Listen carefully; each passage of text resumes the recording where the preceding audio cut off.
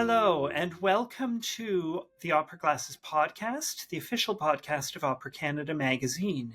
This is the beginning of our fourth season of Opera Glasses, and we're really pleased to have you listen to us today. For those of you who haven't met me, my name is Michael Jones. I'm the editorial director of Opera Canada magazine, and I'm proud to be the host of the Opera Glasses podcast. And this is a really exciting week for Opera Canada magazine when we're releasing this podcast, because on Thursday, September 25th, after about a 2-year project that was begun by the last editor-in-chief, Elizabeth Bowman, working with then-chair Eva Innes, we are launching the full archives of Opera Canada magazine, 65 plus years of publishing Opera Canada magazine. We are the longest continuously publishing arts magazine in the country, and it's an incredible resource of how this art form has developed and changed in this country since 1960. So we will be releasing that on Thursday, September 25th on Patreon. The Patreon address is patreon.com/Opera Canada. So we hope that you will be joining us as a member of our Patreon. And if you listen to the end of this podcast, there's a special deal I'll tell you about. But in order to celebrate the opening of the archives, I wanted to speak to one of the writers for Opera Canada who has, quite frankly, been with us the longest. I think he's been writing for the magazine now for over 30 years. He was also one of the first writers that I met, both over Zoom and in person, when I began working at Opera Canada magazine. And he's somebody that I love speaking with. Joseph So has an almost encyclopedic memory of having seen operatic performances for years and years and years. His living room is a treasure trove of memorabilia. I'll say it that way, Joseph. A treasure trove of memorabilia, photos of all of the divas he's interviewed, or at least some of the divas he's interviewed, signed with wishing him all the best. He has been beloved by many in this community. And I just, as we celebrate the release of the archives and all the history, it seemed fitting that we speak today with Joseph So and that he shares some of his memories with us. So welcome, Joseph, to Opera Glasses. Well, thank you, Michael. I thank you for having me. First of all, yes, I'm a writer, I'm a retired academic and all that, but above all else, I am a fan. And I have been a fan since I attended my first live opera in January 1967. In January of 1967, Joseph. Yes, maybe you weren't born yet. I was born, typically I admit to being born in 2004, but no, I had just been born. What was that first opera that you saw? It was something that I had never heard of before. It was La Gioconda. At the Met, I was a student. I remember Ponchielli. It's not an opera that's done very much. And then I remember, some of my classmates wanted to go to opera, so we sat in the gods, the family circle, upper family circle. And I remember when the opera opens, the prima donna and Gioconda and her mother La Cieca comes on the stage. Before they opened their mouth, the audience erupted, brava, bravissima. I said, what is this? And then, well, I became a fan, a lifelong fan, since January 1967. And the prima donna was Renata Tabaldi. Can you Wow. believe it? Tabaldi was in the first opera that you saw. Yes.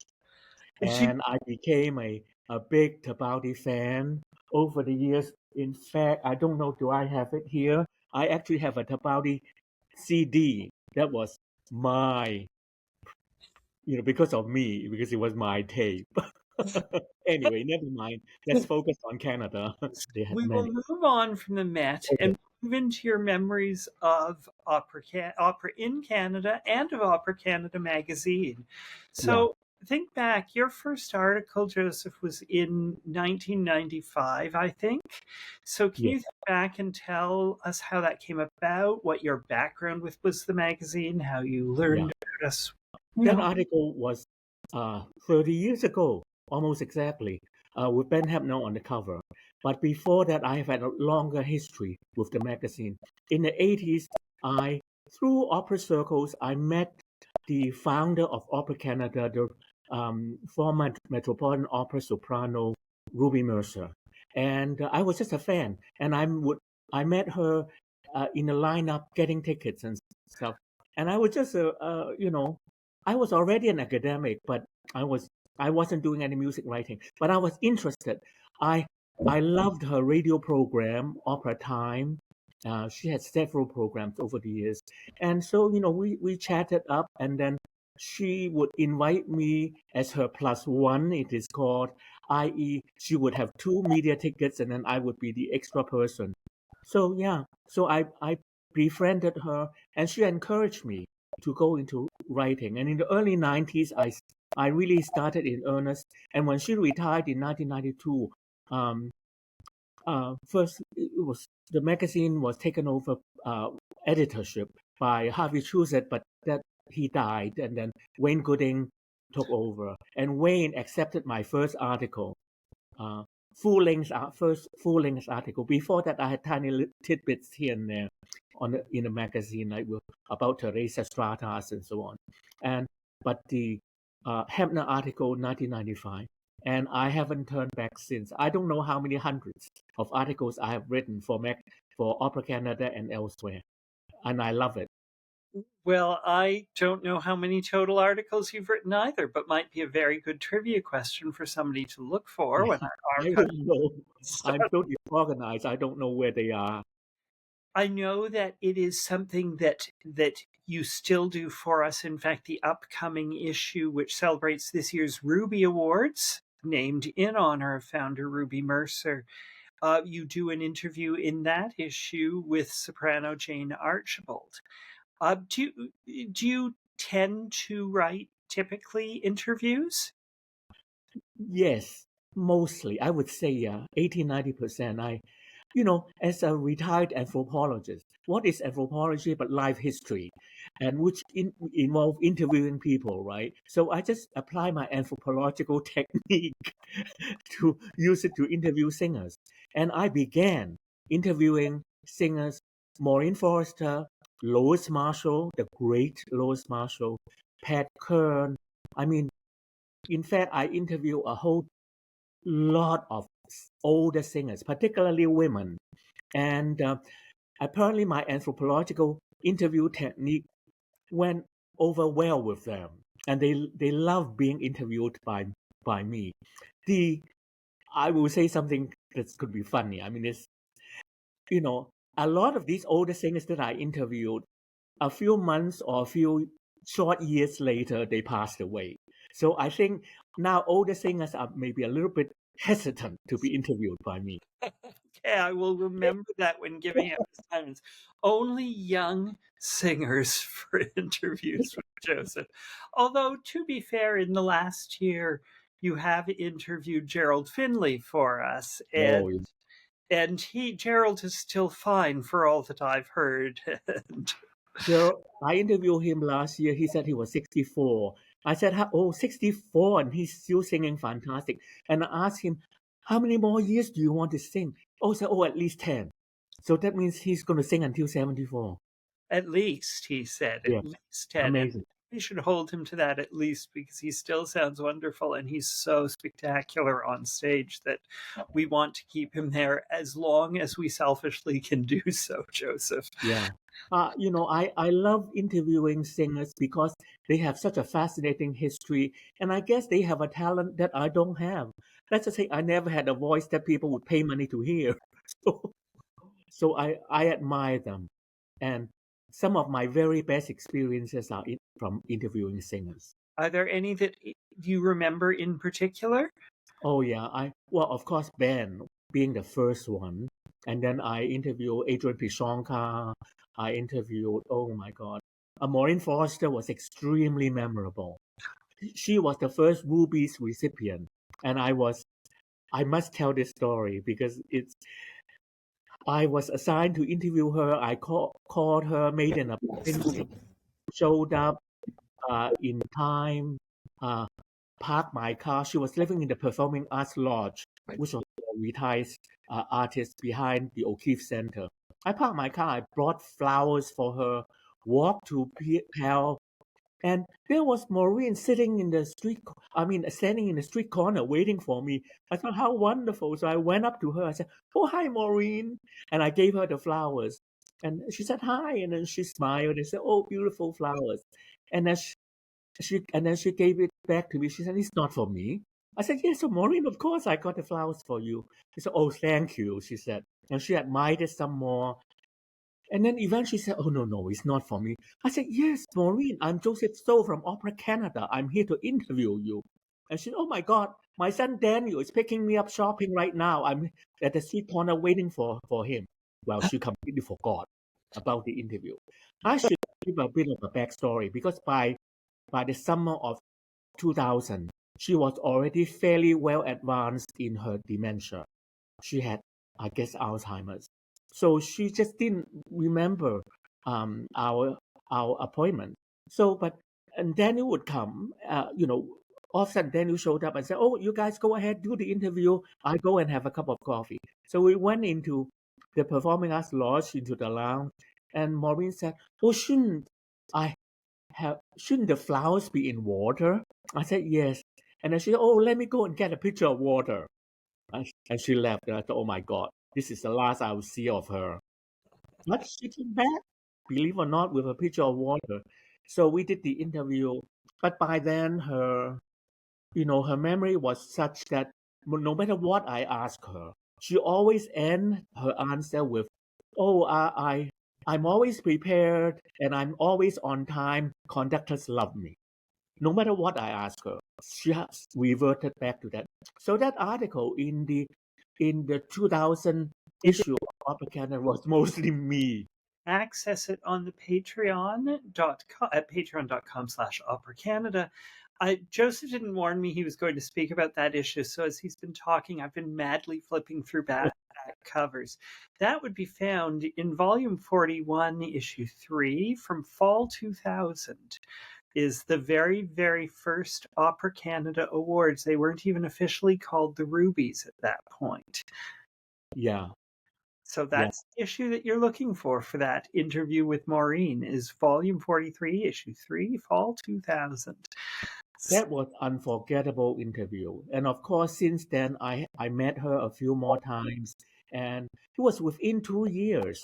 Then 2 to 3 years after that, she then was moved to Belmont House, which was a retirement home, but she was on the Alzheimer's wing, the floor, Alzheimer's floor. And I would visit her together with a mutual friend, Ruth Morowitz, who was the widow of Oscar Morowitz and a good friend of Maureen. Anyway, so I won't go on. I mean, there's plenty more about the Maureen story, but I won't. So.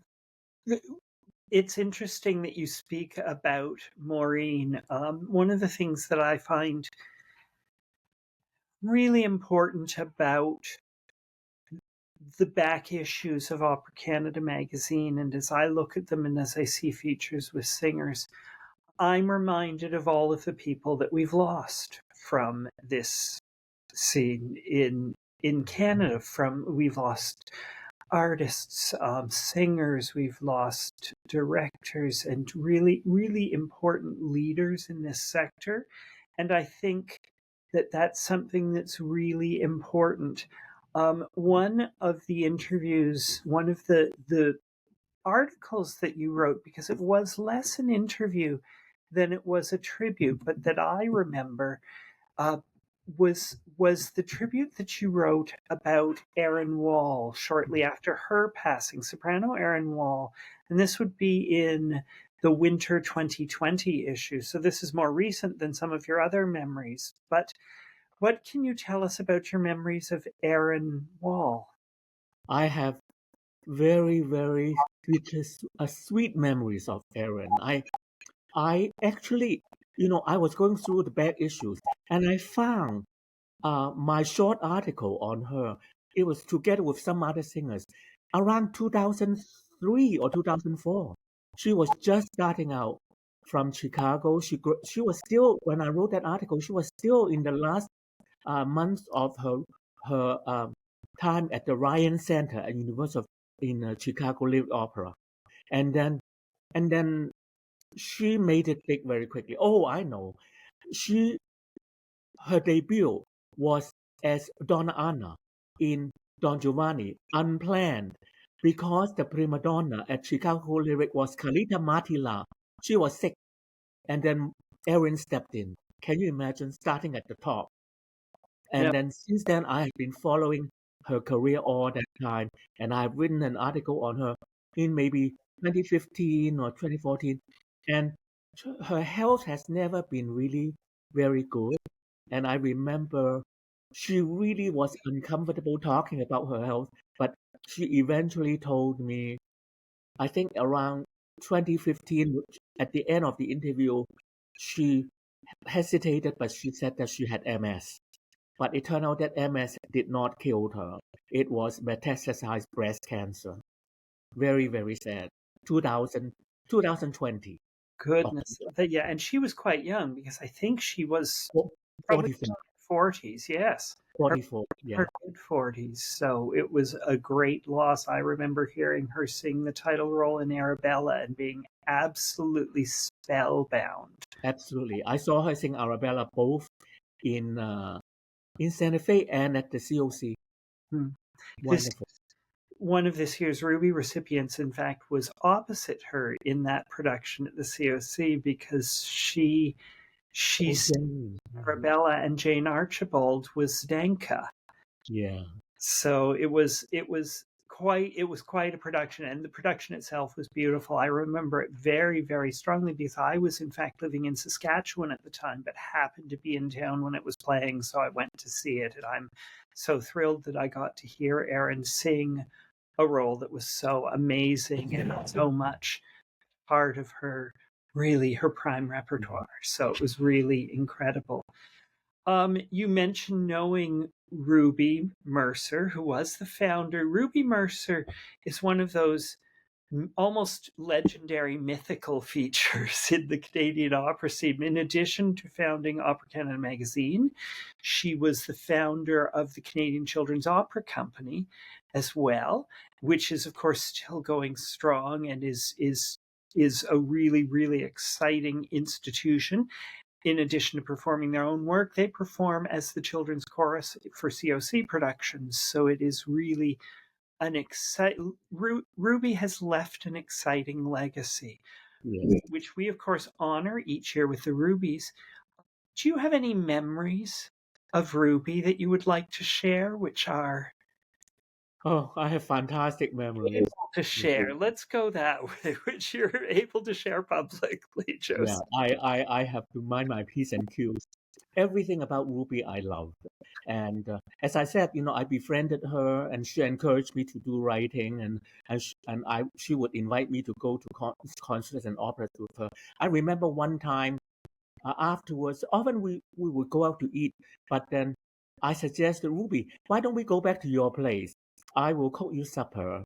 I mean, of course, my ulterior motive, other than wanting to show that I can cook, but also to, to look at her memorabilia. That's what I wanted to do. She lived on Walmer Road. And well, anyway, cooking part of it was actually more difficult than I thought because she had nothing in her fridge, hardly anything. And so I was looking at her memorabilia, her scrapbooks, and I saw in the scrapbook a big yellow piece of newspaper says Foundling, now famous mezzo-soprano. And I thought, Ruby, Foundling, now famous mezzo-soprano? And she said, yes. She said, I was founded on the doorstep of a Mr. and Mrs. Mercer in Athens, Ohio. So she didn't know her biological parents. She was a foundling. Just that alone. And then from that on, I have had many more different memories of Ruby. Very colorful woman, very always a smile, always positive.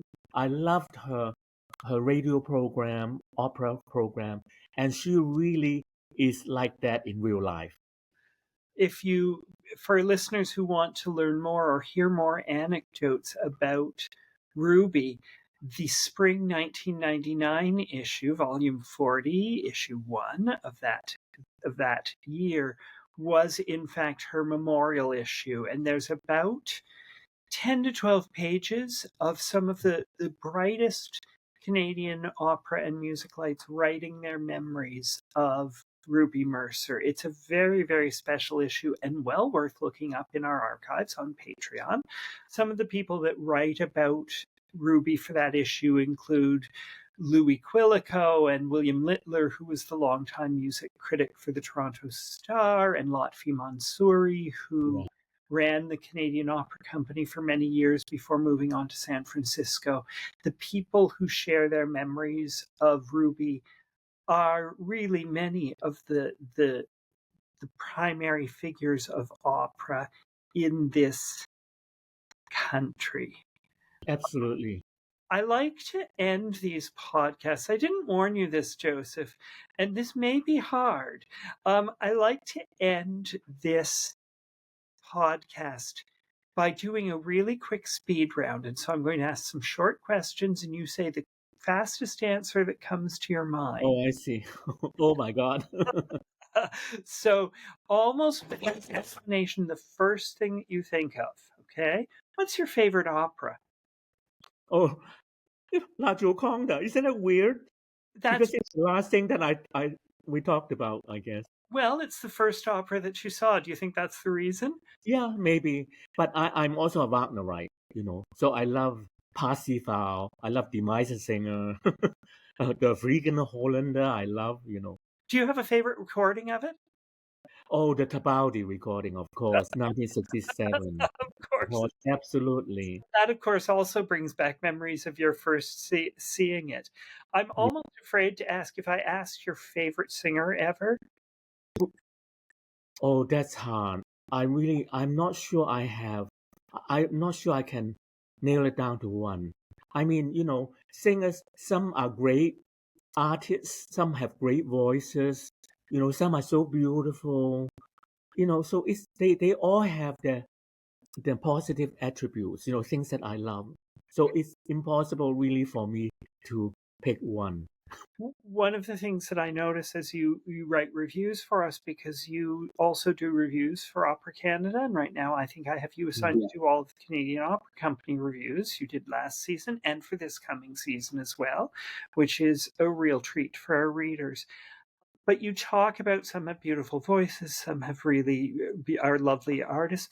What is it that you look for, Joseph? What makes a fabulous opera singer for you? A fabulous opera season, a little bit of German opera, one French opera, tons of Italian operas, and the great singers. I mean, today, they are. Oh, it's funny. I'm afraid I'm sounding like an old fogey, but I think that the singers today are wonderful, but I really miss singers of the past if I had to choose. Today, like people like, I don't know, Jonas Kaufmann is fantastic, Freddie Di Tommaso, Michael Fabiano, people like that, But how can I forget Franco Corelli, Mario Del Monaco, people like Giuseppe Stefano. You have a strong affection for tenors after interviewing all of your divas, and I I guess I appreciate that. do. I guess I do. The funny thing is, tenors are great to the ear, but not great subjects for interviews. They are not. They are. They are the real divos. Honestly, I've interviewed hundreds of people, and I think there are just a few that were not absolutely perfect, and they are mostly tenors. That's fascinating. I won't ask you may have to cut that out too. Will because not ask for the name. But I will say that Tahu Matheson at Opera Australia, with whom I was speaking in the spring, I got to interview Tahu, actually said that Kaufman was one of the nicest people that he'd worked with. He was. I interviewed him in the cafeteria of the Munich Opera, and he was very nice. That was 2011. He had just come back from a vocal crisis. He agreed to the interview, and then immediately within an hour, I got an email from his management. He said, Herr Kaufmann would not answer questions about his health or questions about his family. Health being that he just recovered from illness, and family, I guess he had just divorced. Well, but nonetheless, I'm sure you found wonderful things to chat about with. Oh, yeah. Joseph is always a great writer for people who read our magazine. There is, as I've mentioned already, an interview that Joseph did in the upcoming fall issue, the fall 2025 issue of Opera Canada magazine, which should be on newsstands around the beginning of October. It celebrates all of this year's Ruby recipients, so I really hope you'll pick it up and enjoy that as much as actually I enjoy the issue quite a bit.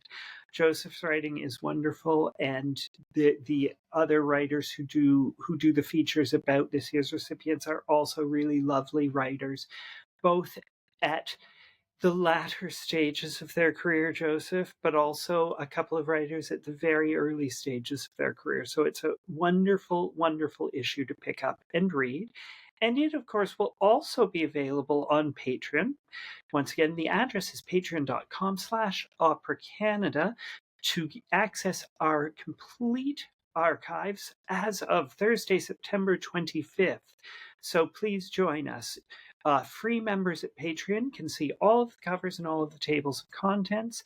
There are bonuses, of course, on Patreon for paid members. At $3 a month, you get to take part in polls to help us shape the future of the magazine. You get early access to some of our features like Artist of the Week, and you also receive, with your $3 membership, you get access to every past issue except for the four most recent issues. In order to do that, you have to become a member at our highest class, which is only $5 a month. That's less than you're likely to spend at Starbucks these days. And here's the bonus that I hinted at the beginning. If you use the code OperaGlasses50, that is all uppercase, no lowercase letters at all, no spaces, OperaGlasses50.